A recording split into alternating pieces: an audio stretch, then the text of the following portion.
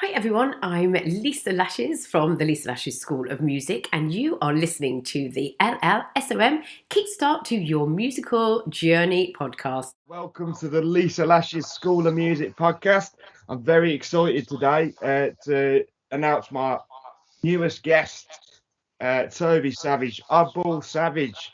Introduce yourself. Tell everyone what you do, Tobi. Okay, thank you very much. My name's Oddball Savage, and I'm a DJ and producer. I run a radio station called Raverholics Radio, and also a record label called Raverholics Recording. So hopefully you can hear a little bit more of both of them projects once you've watched this podcast. How long's the station been running? The station's been running since 2013, so quite a long time. Been Whoa, yeah. almost 10 years now. So yeah, we've got DJs from all over the world play on there. Not just the UK, some from Canada, some from the United States, some from Europe. So, we're one big happy family on Raverholics. For sure. It's a big international community, isn't it? All kind of dedicated to different genres, different skills, different loves for electronic music, and it's fantastic to see, man. Yeah, definitely. So I wanted to ask you about the beginning of the station, because obviously to run an electronic music station, you've got to have a huge amount of passion for the genres. So tell me a bit about your own musical influences and background. Okay, well, obviously my musical influences, I kind of learned to play instruments as a youngster. So I used to play like in brass bands and stuff like that when I was young. So that's kind of how I got into music. With the station, when it first started, it was actually called 500 Degrees Radio. Right. Part of a group that we were in at the time. It was me and my brother, SJ, who's still on part of the station now, actually, and then Brycey as well. So that we started that back in 2001. We decided to make our own radio station. But then when that kind of like we all fell through, people had kids and kind of it all fell through, I then changed the name to Raverholics Radio. It seemed to be a good change because once that happened, we kind of took it a bit more seriously and like started to get DJs from all over the place to kind of join us and in our mission to get the sound out to the people. So yeah. So although it fell through, it kind of was for the best because of what kind of resulted from it. Yeah, definitely 110%. The question I want to ask next. So as you were setting it up, let's say you've come on to Raverholics now. This is the new kind of idea that you've come up with. What was the biggest obstacles that you faced in setting it up as we know it today? Biggest obstacles we faced, probably awareness. I mean, getting people to kind of tune in and stuff like that. Obviously, with the website, that's been an issue as well because trying to get a player that like was a static player on the site so that people could actually click it and play and not leave the site. Right. So there's a lot of technical issues with that kind of thing. I mean, still at the moment, they've changed it recently so that you can't embed a player into the station. So what we've had to do is make it a pop-out player. Right. That's one big issue because that's been an issue from the beginning. Actually, I mean before 2020 when it changed on Google, I think it's Google Chrome that changed, and they stopped it so that you can't embed a player. But yeah, that's one obstacle, and then another obstacle I'd say was just trying to get DJs to play, trying to find talent. Before it was just kind of local DJs in the beginning, but as we spread the word, and like trying to get people to be involved, that you know, you get people that are involved from all over. So, and then it's hard managing people as well. Managing a big team of DJs is kind of can have its own issues as well. Of course, there's a lot of stuff I can imagine. You've got to keep your eyes on loads of different people, loads of different shows, the scheduling. What's the scheduling like? Yeah, we've got at least one show every single day now. Mainly in the evenings, the shows go out, but there is a few stuff in the day as well. I mean, which obviously the ultimate aim is to have it 24 hours a day. Mm-hmm. So that no matter what time you go on, there will always be someone playing. But obviously there is that there's management issues that come with that. And obviously you need a team of people to kind of run that, probably from different time zones as well. That's another 100%. issue. That's probably another issue as well that I should mention is the time zone issue. I mean, having people from all over the world playing, you've got to do it at a time that suits them as well. Sounds like a lot to juggle. Doing a great job of it. You mentioned the talent that you've got to source to keep the station running. So when you're looking for mixes and looking for talent, where do you source them and how do you choose who you want on your station? We often put advertisements out saying, like, on these groups where DJs often congregate, where they post their mixes. We'll just say, like, look, we're looking for DJs to do a weekly slot. Anyone interested, just send us your demo and then we'll see what goes on from there. So we often get submissions. We get submissions all the time. Mm-hmm. Obviously, some great, some not so great. Obviously, but yeah, we're getting submissions all the time for DJs and stuff like that. So we basically send it to one of the other DJs. If it's a specific genre, we'll send it to a DJ who's a specialist in that genre to check it out. I was just going to say, yeah, Tobi. I think the best part about having, like you say, so many different genres and people kind of focusing on different genres is that, like you say, you've got a great kind of scope and people know what's good, people know what, to listen out for in a great mix. So yeah, definitely a positive, I'd say. Yeah, definitely. 100%. And I can imagine as well, because we talked about the kind of worldwide DJ base on Raverholics.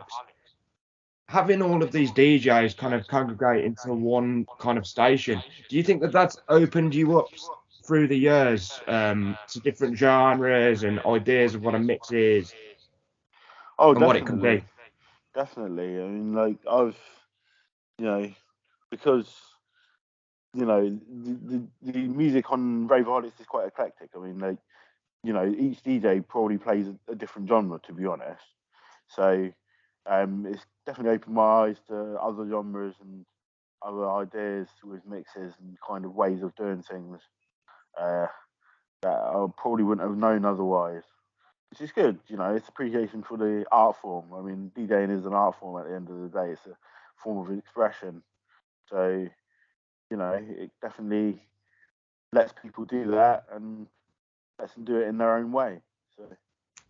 For sure. I think that's probably one of the best things about having a station online is that from the DJ's point of view, especially if you're just starting out, you've got the opportunity to kind of showcase your skills to kind of like a wide audience. And at the same time, for everyone listening, they then get the full scope of all these genres and ideas and really hear the passion in everyone's mixes. So I think it's a perfect way for everyone to kind of get involved in the art form, as you say. Definitely. Oh, yeah, 110%. I wanted to ask you, Oddball, so is there anything that surprised you about running the station? One thing that you didn't expect, the thing that shocked you the most? Yeah, the thing that shocked me the most probably would be how time consuming it is. I mean, I kind of went into it blindly, just wanting to, get more sounds out to the people. Didn't realise how much of my time would be taken to be running it. I mean, I do it 24 hours a day. I mean, there's no stopping with it. obviously it's a bit easier now. I've got other people involved, but when it was just myself, it was a lot of work for one person. I can only imagine. Yeah, it's quite time consuming. I mean, yeah, I mean, you know, even if you're not, there's no one on live, you still got to be checking out people's mixes. You got to kind of be, like you say, the scheduling. Scheduling's a massive part of it. Trying to get people involved at the times that they want. So. And another thing that I thought I'd just add as well, when you talk about Raverholics, there's so much merch as well. Like you've got a real brand going. I've noticed the slip mats for vinyl. I've noticed the hats. You're gonna have to hook me up with one of them as well. Yeah, definitely. Yeah, we got some merch going. Yeah, we're trying to build the brand, as it were. So we've got that on our Raverholics shop that's on the site. T-shirts, hoodies, got it all really. Brilliant. I want to ask you as well, because I'm sure that there'll be people who are watching this kind of podcast and thinking they might want to start their own station someday. So, what's the biggest piece of advice that you could give to anyone who wants to kind of venture into that area? Biggest piece of advice I can give them is probably to be patient. Rome wasn't built in a day. I mean, it's very hard to start off a station initially, and you got to really want, got to have a love for the music, to do it. And a lot of people will probably give up if they thought they weren't getting like the listener count, or they weren't getting the appreciation that people would give them initially. So it's to be patient with it. Really about sticking at it. And yeah, stick at it.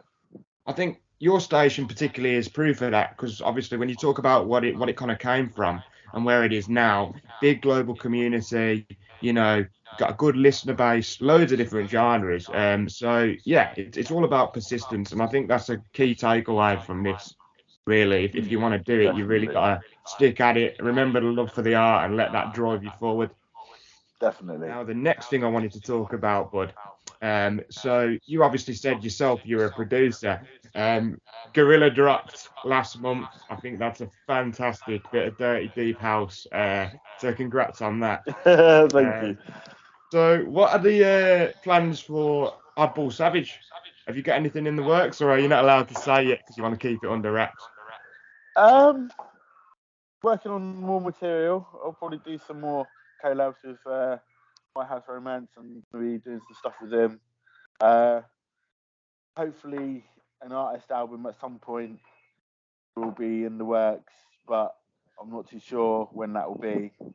I mean, it's tough finding the time. I mean, I've got a family now as well, so it's hard to juggle everything. But I want to make an artist album of some tracks that would mean a lot to me and other people. More collaborations, definitely, and just see where it takes us from there, really. Brilliant. I like the sound of that. And I've just got to say, running a station whilst you're kind of raising a family, that right there, mate, that is dedication. Love it. Yeah. So another thing I wanted to ask, what are the plans for the future of the station? Is it going to be business as usual? You got all these different DJs come in. You said you get mixes even now. What are the plans? Yeah, well, just secured some more DJs. I mean, I'm trying to think of the most recent DJs we've got. I mean, we've got like Mindshower, who's recently joined the station. He's actually originates from Portsmouth, which is where the station actually originated from. Funny enough, so it's kind of gone full circle. But then there's DJ Munch, who be debuting on the station this weekend. He plays deep house and he's from Florida, so that'll be exciting. Hopefully, we're gonna do some events soon. Be something that we want to branch into. Obviously, we're heavily involved with the guys that do Ravertude. They run events in Southampton at the moment. and some of our artists kind of represent the station there. But hopefully we can do something that will be station based at some point. Where can we find Raverholics? Okay, we're on Facebook. That's facebook.com/Raverholics. On Instagram, Raverholics_radio. On Twitter, twitter.com/Raverholics. Obviously, the website as well, raverholics.com. You can also catch our music on the Raverholics Recordings label. That we're all over, all of the digital download sites, Spotify, Amazon Music, places like that. I mean, there's artists like myself, Oaximus, THP, John Brown, Zelto. So type in any of those names and you'll find our Raverholics stuff. And yeah, mainly just raverholics.com. I mean, come and check out the website. Come and listen to the music. Come and join in the fun. I mean, we've got the chat room there as well, so why not get involved? Brilliant. You heard the guy. Let's do this. Sounds brilliant. I love it. I love Raverholics. Whenever I've done mixes there, it's always been a lot of fun. So big up Raverholics and Nice. big up you for running it all. Yeah, thank you, mate. Thank you very much, bud.